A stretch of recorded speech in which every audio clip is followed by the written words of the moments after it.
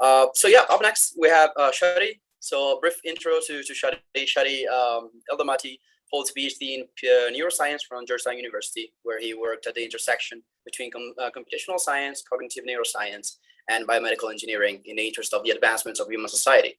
Shady founded Obsentia to achieve this vision, building on 10 years of method development and digital infrastructure for big data and neuroscience research. On a personal note, Shady is also one of the first people I met when I was moving my first step into DeSci. So I'm really excited to have you, Shady, today. Thank you for joining us at SciCon. Thank you. It's so good to see friends in this space, and it's amazing to really track the development of something that was just perhaps whispers across the internet. And here we are all together online and talking about real implications of how web native communities can change how we do science. So today I have a bit of a more scholarly, perhaps research-based approach. I want to talk a little bit about mechanism design in DeSci and some really kind of high-level topics regarding primitives. And so a little bit of context. Thank you for the intro. I'm glad that I don't have to talk myself up. I really appreciate it. So as a part of OpSci, the work that we've been doing, thinking really carefully about mechanism design, architecture design patterns, what does the DeSci stack look like? And how do all of the different pieces, can we identify the individual primitives or pieces? And I believe I'm screen sharing, right? You guys can see my presentation. Yeah, I can see it. Right on. Cool. Yeah, so can we identify these primitives and how do they all fit together? And what are the consequences or of the different decisions we need to make as we deploy these things?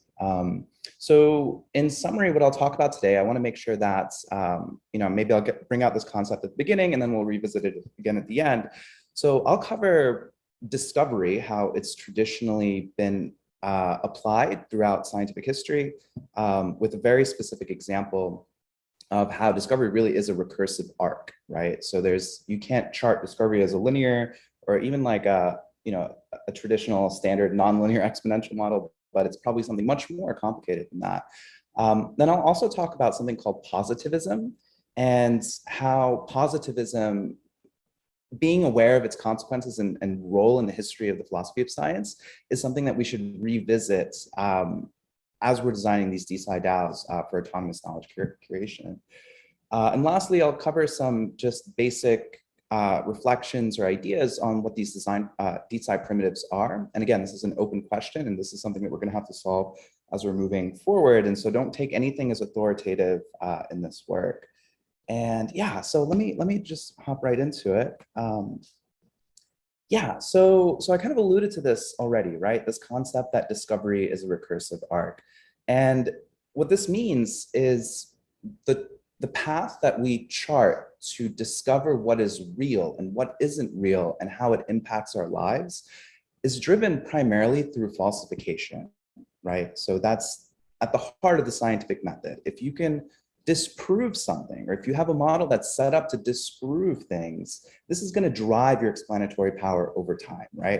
And it's a little bit counterintuitive. It's like, oh no, my model should prove things. My model should explain and make predictions. However, deep within the philosophy of logic, of mathematics, of computer science, you have some fundamental results that maybe we can cover in a little bit more detail that, TLDR states the models that we construct to explain the world, depending on their explanatory power, are always going to end up with paradoxes or contradictions. And if we make them such that they explain everything, especially so. So a really great example of this recursive arc is the cultural inertia, and I guess this cultural inertia that science had to, and you could say decentralized science, had to overcome in the transition from the practice of science as alchemy to chemistry. And this was a multi-century progressive march forward. And you could argue that this was an example of really low-tech decentralized science, right? So you had all of these individuals all throughout the world doing different types of experiments at the same time, corresponding about them, with incredible time lags between when the results are known and when they're not known. So for a little bit more context, when we were some of the first models to emerge regarding kind of the composition of the natural world were emerged from alchemical studies. So this idea that there are basic elements in the world, and this goes all the way back to Greek philosophy, right? Of like different types of forms, or like Platonic, specifically like Platonic forms. So a great, right around the late 1600s, this gentleman, J.J. Becher, he wrote a really influential document that took these alchemical forms to try to explain the question, how do these things burn? Took these alchemical forms and modified them to explain this question of how do things burn. So, he's famous for saying that there's 3 types of earth, as well as air, fire, and water. And these are pure forms, like air is air. So this was really, really significant. Later on, Stahl, a different early chemist or alchemist, if you want to call him that, he identified that this 3rd form of earth called terra pingus, which is this like waxy, oily sort of substance that forms during oxidation as we know it now today. He identified it as phlogiston. And phlogiston was supposed to be this chemical that is consumed or released or facilitates fire, facilitates burning. And it's really interesting because in the beginning, this kind of emerged out of experiments. So, if you, you could like extinguish a flame by capping it, by making sure that all the phlogiston is expended, right, within that system. And so, this theory started to pick up a lot of steam. And by the early 1700s, this individual named Potts started writing and condensing and synthesizing a lot of these basic observations and theories for mass audience consumption, right? So he wrote all the TLDRs and he said, hey, everyone, fire is phlogiston. And this became the dominant form of thought for like 100 years, just about. And it wasn't overturned until this really famous chemist, you guys might know him, Priestley, discovered that actually oxygen is something that exists. And he incorrectly assumed that oxygen is just dephlogisticated air. So the fact that experimental evidence couldn't continue to support the existence of a specific chemical called phlogiston, or a specific substance called phlogiston, right? Something that emits and it's like permeates all of the air and the universe. It's just something that's part of the fabric of the universe. Was kind of this convergence that people came to the point where it's like the experimental evidence was very difficult to observe those things. And so it resorted to becoming a process. And Priestley incorrectly surmised that, hey, oxygen is just what happens when you dephlogisticate air. It wasn't until Lavoisier actually discovered oxygen and founded the modern field of chemistry before he got his head chopped off in the French Revolution. And really gave us this conceptual framework that was completely different and revolutionary from what had come before, which is this concept of chemical reactions and laying the path forward for chemical structures and the emission of energy during chemical reactions. So, these early DeSci primitives that these individuals kind of relied on, right, was the ability to observe, perturb, and synthesize before doing it all over again, right? So you observe a system, you see what you measure what you can measure, you synthesize those measurements, you perturb the system to see how it responds in different conditions, and then you observe again, and you keep repeating the same process.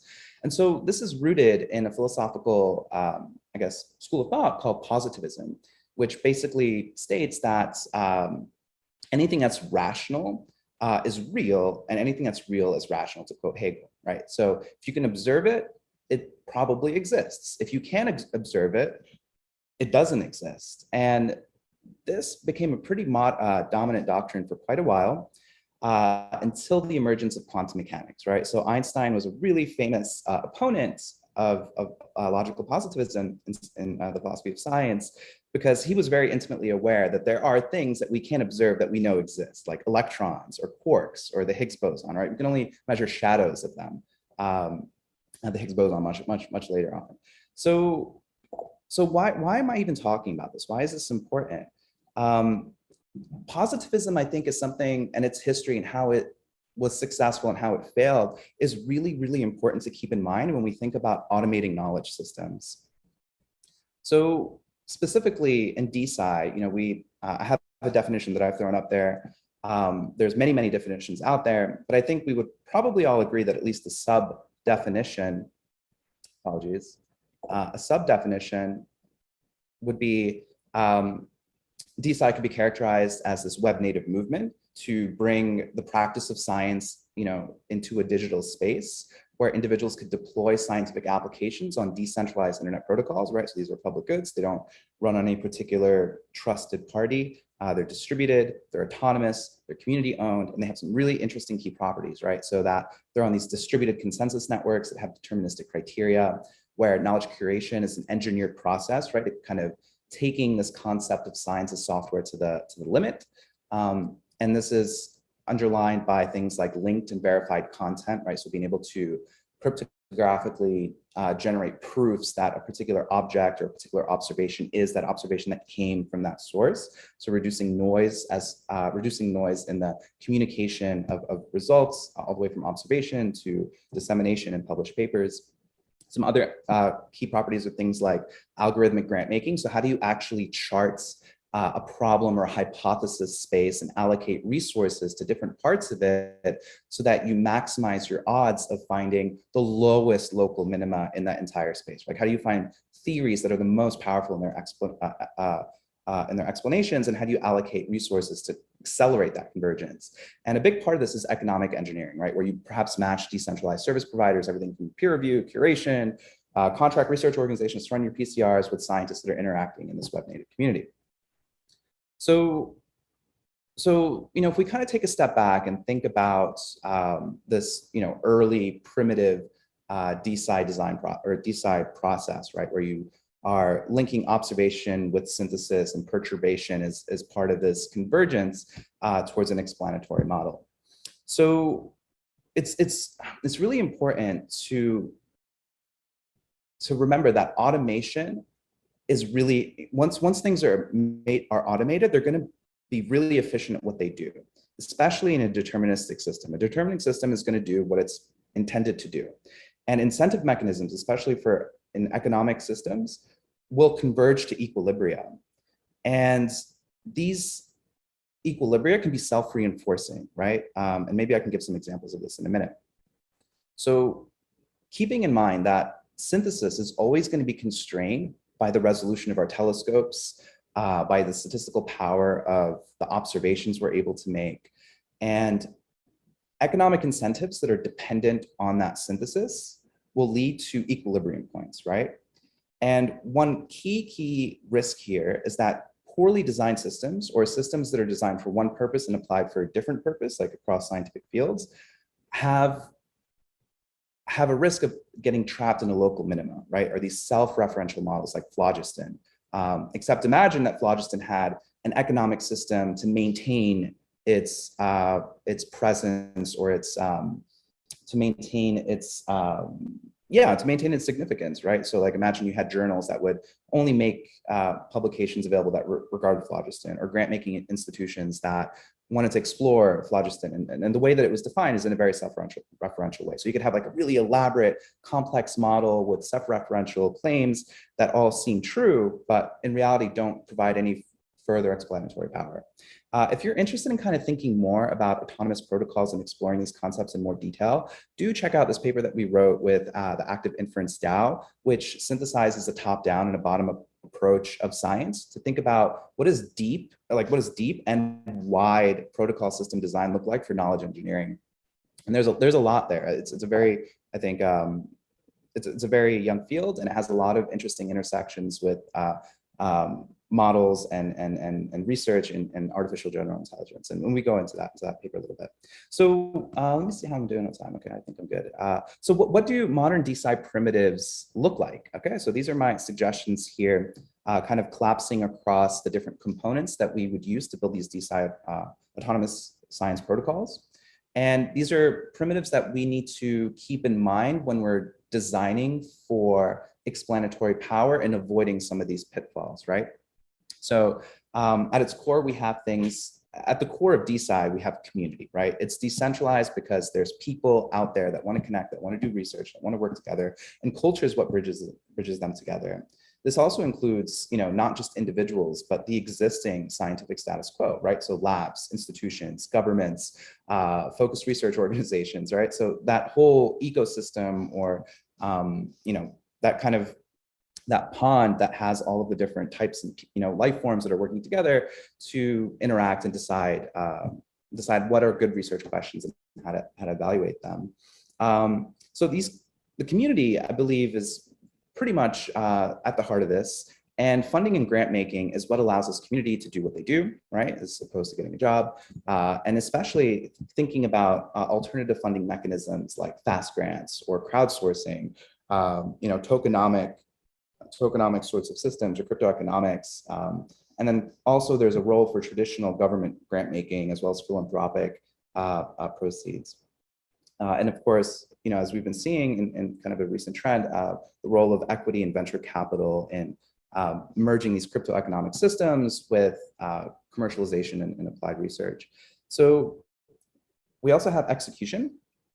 Execution are going to be basically the primitives that allow us to observe and perturb systems. So these would be, for example, decentralized networks of research laboratories, maker spaces, community labs, institutions, and other service markets, like, for example, what LabDAO is doing.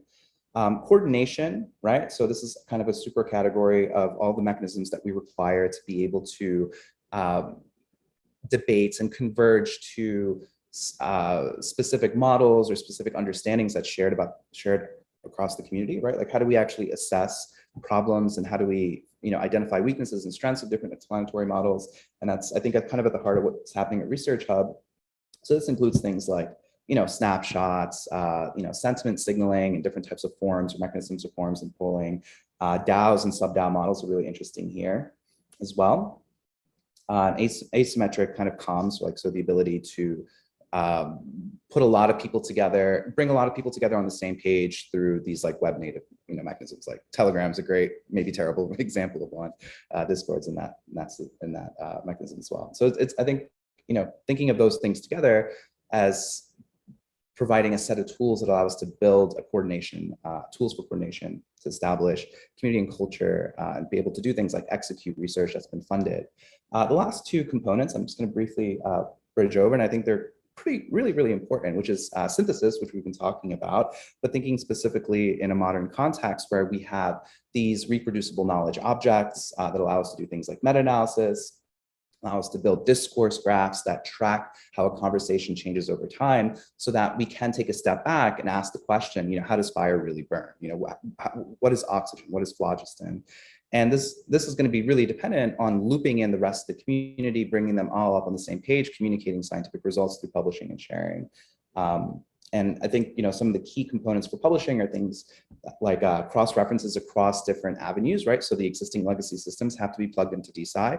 We need to have mechanisms for plugging into Crossref, into Scopus, the DOI system, and building into those feedback mechanisms that allow us to weight the importance of different research results. So when we're thinking of engineering knowledge curation, right? So this ability of making scientific discourse more automated, more programmed around specific outcomes and metrics, my argument is that we should do so around maximizing the propensity of falsification, or the power of falsification. So what I mean by this is that those protocols or mechanisms or tools that allow us to more quickly iterate and converge on the boundary on the boundary limits of the particular space that we're trying to describe, the more likely we're going to be able to build something that's actually useful. And these primitive design principles regarding how we do that, this should be done out in the open. So builders, different types of communities should come together and document some open source design principles for their primitives, whether it's an astronomical community that requires very specialized hardware and software for converting signals from the James Webb telescope into objects that can be manipulated by any scientist around the world, right? And plugged into existing academic discourse in a digitally native, seamless fashion, right? Kind of like thinking about what DeSci Labs is doing with DeSci nodes, as an example. It's also really important to kind of get away from this tyranny of a holistic solution, or the imminence of a holistic solution. There's never going to be one DeSci DAO. There's never going to be one solution or one protocol or one set of parameters that's going to fit all these, all fields of science, right? Because different knowledge problems are going to require different primitive configurations and different embeddings, right? Like in terms of how that research is funded, what its time horizon for impact is, its reliance on specific types of precision or specific types of data. And so we don't want to fall into a trap where we're designing economic mechanisms that uplift certain types of science, for example, like biotech, and perhaps suppresses or ignores other types of systems or other types of scientific fields of inquiry, like social psychology, like behavioral economics, and so on and so forth. So, and keeping in mind all along the way that failure should be considered a virtue. We should be building these systems again to fail. And the faster we do this, and the more quickly we are able to chart quantitatively boundary conditions for these different types of DeSci protocols, the better off that we will be. Just kind of really hammering in that point again. So that's all I have to say for today. These are kind of thoughts that have been coming up in some of the research I've been doing, thinking about basic protocol system design and how do we build autonomous knowledge curation protocols, and thinking about dissemination and what are some good primitives for that. So there's a lot more under the surface here. If you want to get involved in this stuff, join a practicing DeSci DAO. And ask yourself questions. What are the tools that are being implemented here? How is the community executing sense making in a distributed fashion? How are they taking those observations and synthesizing them? What are their tools for perturbation? And I think it's really important to practice kind of intentionality and understand that this is going to be a convergent process with many failures along the way. And yeah, help us design some primitives and deploy the DeSci stack architecture. There's an active conversation going on. Check it out at hack.opsci.io. You can also check out our blog on pulse.opsci.io to kind of get a feeling for how we're thinking about these things. And yeah, no, I don't want to take up any more time. So thank you for letting me wax philosophical on you guys on this Sunday. Appreciate it. If you have any questions, you can post them after this as well on the OpSci forums. Okay, thank you so much, Shady. That was really interesting. Thank you again for bringing your perspective on autonomous DeSci protocols. So as you said, since we're running a bit behind, I would ask anyone that has a question. I don't see any for the moment in the Q&A, but if you have any question, please reach out to Shady. Again, it's been a really interesting. I think it's a really interesting topic, especially for when DeSci goes into people start to learn more about DeSci and how they could actually implement all of these things. That would definitely be there's going to be a learning curve there, but I think it's really important that we start to bring this more and more into the traditional academic system. So thank you again, Shady, for coming up today to SciCon 2022. Thank you for the invite.